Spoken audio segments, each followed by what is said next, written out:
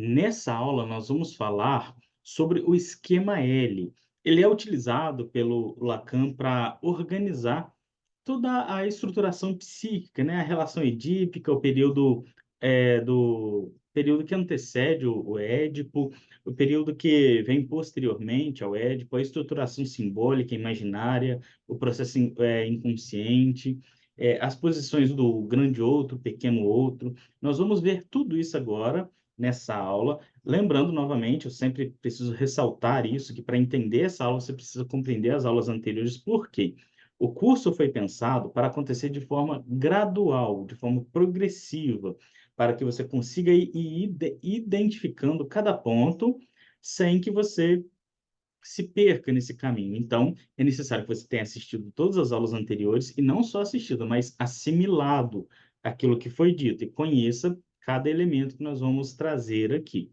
Dito isso, eu vou compartilhar minha tela com vocês, para que vocês consigam visualizar essa, esse conceito de forma, né, visual, que é essa ideia dessa organização. Então, vamos lá. Vou compartilhar a tela aqui para a gente iniciar os nossos estudos. Aqui está, compartilhando a tela aqui com vocês, o esquema L. Vamos entender, ó. O esquema L é um modelo apresentado por Lacan para localizar alguns conceitos, de modo a agrupar, de modo agrupado, como as estruturas clínicas, relações imaginárias, real simbólico, e a fantasia, é a relação com o outro. Vamos entender aqui ponto a ponto. Vamos começar aqui com a primeira parte. A primeira parte que nós temos desse esquema, que é o esquema L, nós vamos ter isso daqui, ó, que é esse A em relação a esse outro A e o eu. Vamos entender esse ponto aqui. O A, eu, que é essa parte aqui, em relação a esse aqui, que significa o outro, esse que nessa parte é representada por esse, vamos ver então, ó, significa que a criança que ainda não foi castrada, essa criança aqui para o Lacan, né, ele chama de, no caso, EUG. Essa criança ainda não foi castrada. O A minúsculo na posição superior, que é esse aqui, ó, o A minúsculo na posição superior significa que a função materna, significa a função materna, e a linha que divide os dois significa a relação entre ambos. Então, aqui, ó, a criança, pedaço de carne, e o G, que significa a criança que ainda não foi castrada, ela está numa relação fechada com a função materna, que é representada por esse A minúsculo, que significa o, o outro. Tá, aqui nós entendemos isso. Essa é a primeira parte. É isso daqui, ó. Ó, ainda não tem nada aqui. É como se a criança e a mãe fosse uma coisa só. A criança nasceu, a mãe começa a cuidar da criança e o desejo dessa mãe está todo voltado para essa criança nessa fase inicial. Tá, essa aqui é a primeira parte, compreendemos isso. Essa primeira parte é isso, ó, ó, essa relação. É bom vocês observarem bem para a gente conseguir indo ponto a ponto. Posteriormente, vai surgir esse A aqui, ó, maiúsculo, que é a segunda parte. Esse A maiúsculo é a mesma coisa desse A aqui, ó, significa o grande outro. Esse daqui ele vai entrar nessa relação para fazer a castração. Aqui, ó, ele está se relacionando com os dois e ele chega aqui e ele vai fazer uma espécie aqui de corte, de rompimento, que é a castração. Aqui, esse A maiúsculo, ele representa o nome do pai, ou a metáfora paterna. Por que isso? Não é o pai em si. Pode também ser o pai em si, mas pode ser qualquer coisa que tire da criança parte do desejo da mãe. Então, lembra que eu falei para vocês que nessa relação aqui, tirando essa parte, só essa, a criança e a mãe estão numa relação muito fechada, que todo o desejo da função materna da mãe está voltada para a criança? Então, algo vai vir e vai separar isso, e essa criança vai sentir essa separação. E esse algo, que é representado por esse A maiúsculo, pode ser a mãe deixar, às vezes, de tá com a criança ali porque ela precisa trabalhar, ela precisa estudar, ela precisa fazer comida, ou ela precisa ir atender a porta. Então, isso vai tirando da criança essa posição privilegiada, e a criança vai sentir. Então, não precisa necessariamente ser um pai. Qualquer coisa que tire o desejo da função materna dessa criança, que tire parte. Então, a criança não vai ser mais o foco de forma completa. Isso agora, a libido da função materna vai ser dividida para outros pontos. Então, aqui nós temos que, então, surgiu a castração. Quando surgir isso daqui, quando acontecer esse grande outro entrar nessa relação, vai acontecer isso. Ó, quando a criança for castrada, isso aqui, essa relação vai deixar de existir e agora essa criança vai se desviar para cá. Ó. Essa linha pontilhada significa que a pessoa foi castrada. A linguagem, isso daqui significa linguagem. Esse daqui significa a criança já castrada, que aqui agora ela vai ser dotada de um eu moá. Tem o eu G, que é a criança pedaço de carne, que ainda não foi castrada, e tem o eu moá, que é o eu castrado. Então aqui vai surgir um eu, um ego, porque a criança agora ela passou pela castração, né? Então esse pontilhado significa o simbólico, ou seja, a linguagem.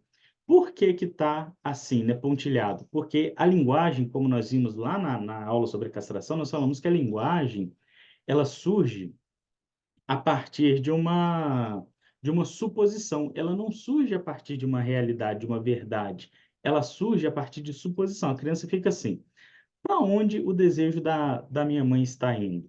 A criança fica tentando elaborar. E aí os significantes começam a se juntar, e com essa junção, a criança cria uma suposição. Será que é para lá que o desejo dela está indo? Então ela começa tentando imaginar o que é isso aqui, o que é esse A que está roubando a atenção da função materna dele. Só que isso é uma suposição. Então, suposição significa que a linguagem ela vai ser falha, ela vai surgir a partir de algo falho, de algo não concreto. Então, é representado dessa forma porque é algo falho. A linguagem tem os seus furos. Então, aqui nós já temos uma estrutura. Isso daqui é a mesma coisa disso daqui, ó. Tá vendo? Aqui agora vai surgir o inconsciente. Por que que aqui é inconsciente? Porque a consciência agora ela é formada pela fala, pelo discurso. Mas o discurso não consegue entender isso daqui, ele não consegue entender isso daqui de forma completa, ele não consegue entender isso daqui de forma completa. Então, olha, quando aconteceu a castração, isso daqui que é o objeto A, ele ficou perdido. A criança perdeu o desejo da função materna. Ele não sabe o que ele perdeu, mas ele perdeu. Então, agora aqui é um sujeito castrado que tem um vazio existencial que nós chamamos de objeto A. Então, aqui nós temos que o sujeito, então, aqui surgiu o inconsciente. Antes não era inconsciente ou consciência, porque não tinha essa separação. Mas agora vai ter essa separação porque a criança agora vai criar perspectivas, vai criar ideias, vai criar representações, porque agora ela é dotada de linguagem. Então, aqui, ó, inconsciente. Aqui vai ser o imaginário porque a criança está relacionando-se com uma outra pessoa e essa pessoa tem características, então terá ali questões de imagem, coisas que vão, a criança está naquela fase ainda onde ela está iniciando o processo de reconhecimento das suas próprias questões, da sua estrutura fisiológica. Então aqui vai estar o imaginário e aqui o simbólico. Então, ó, isso daqui vai ser do campo do real, daqui para cá, campo do real. Isso daqui é o inconsciente. Aqui, por cima, logo um pouquinho acima, aqui vai ser o imaginário. E aqui é o simbólico. Tá, entendemos isso. Vamos agora passar para a parte de cima aqui, ó. Para essa parte, ó. Agora aqui, isso daqui é o mesmo desse símbolo aqui, tá? É um sujeito castrado. Aqui, então, nós temos um sujeito castrado que ele vai se relacionar com o seu objeto perdido. Isso daqui é uma relação, ó. Só que ele vai se relacionar com essa falta interior que ele tem, ele vai relacionar de uma forma também falha, porque ele vai se relacionar através também do discurso. Então vai ter falhas. Ele não vai encontrar isso aqui, mas ele vai buscar. Então aqui é um sujeito que está buscando isso daqui e vai criar, então, a fantasia. Aqui nós temos a fórmula da fantasia, que nós vamos ter uma aula específica sobre isso. Tá, compreendemos aquela parte de cima, agora a parte de baixo. Isso daqui é aquela parte de cima, a fórmula da fantasia. Aqui é a parte de baixo.